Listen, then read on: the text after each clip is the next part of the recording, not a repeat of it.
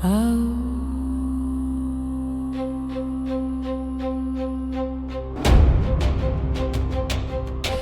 boy was crowned in broken times, a throne weighed down by older crimes.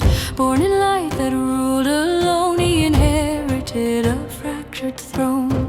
Tutankhamun was his first name, marked by Aten's fleeting flame. But Egypt whispered old and deep of gods that never fell asleep.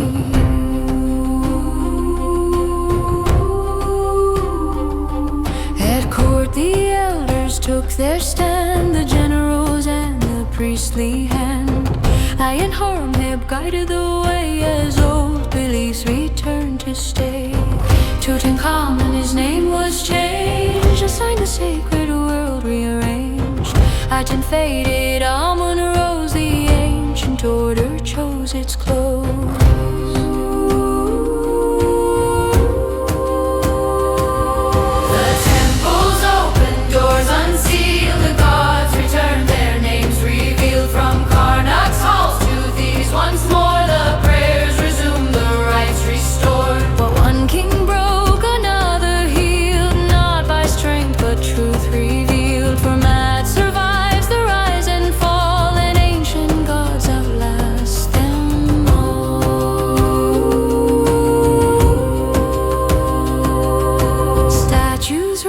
Shrines repaired, fields reclaimed, the priests prepared.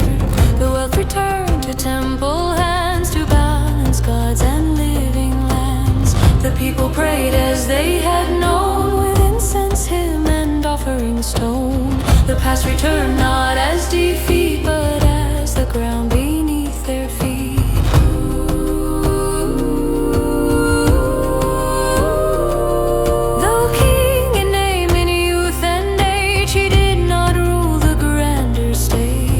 Others held the reins of might while he restored what felt was right.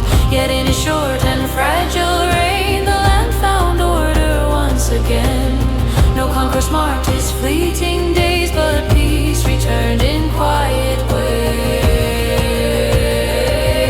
The temples opened, doors unsealed, the gods returned, their names revealed. From Karnak's halls to these once more, the prayers resumed, the rights restored. Not every reign is carved in war, some heal the wounds kings left before.